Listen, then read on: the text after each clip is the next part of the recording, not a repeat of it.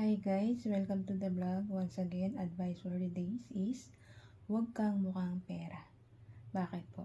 Kasi pagka nagiging mukha kang pera, sinasamba mo yung pera, so naliligaw ka ng landas.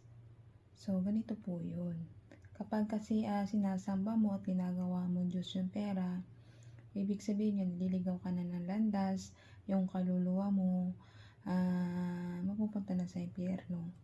So, ang tao kasing mas sinasamba ang mga material na bagay dito sa ibabaw ng mundo, nagiging makamundo tulad yan, nasamba ka sa pera, mas pinapalaga mo yung pera kaysa sa Diyos.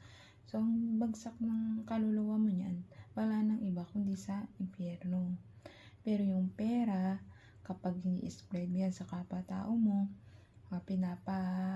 sinishare mo siya, ini-spread mo siya sa mga nangangailangan na tao na kailangan ng tulong mo dahil sa sobrang daming pera na tinatago mo lang sa sa bangko mo na hindi mo ini-spread sa kapwa-tao mo, bandang huli, kukunin din yan sa'yo ng Diyos. Bakit? Kapag namatay ka ba, madadala mo ba yung pera mo? Diba hindi? So, tumulong ka sa kapwa mo. Buksan mo yung puso mo at isipan mo na tumulong sa kapwa-tao natin. Dahil importante po yan, nagpapakumbaba ka at namuunawa ka sa kapwa-tao natin, sa kapwa natin na tumulong, magbigay sa mga nangangailangan.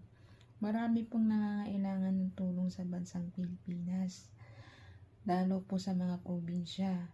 Marami po diyang naghihirap. Halos kamote na lang yung kinakain nila, minsan wala.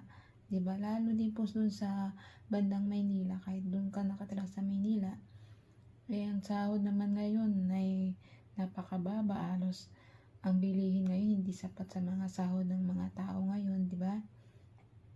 Kung mayaman ka naman at kaya mong tumulong, sobra-sobra yung pera mo, pakiusap ko sa'yo sa mga mayayaman dyan, tulungan po natin, bigyan sila ng trabaho. Yung pera yung nakatago dyan sa bangko, magtayo kayo ng mga trabaho para sa tao, para mabuhay nila yung pamilya nila, yung mga walang trabaho, para masuportahan nila yung pamilya nila, pabigyan nila ng pagkain yung pamilya nila. Huwag po tayong magdamot dahil yung pera na yan, ibinigay yan sa iyo ng Diyos para tumulong ka sa nangangailangan, hindi mo para ay sarili lang.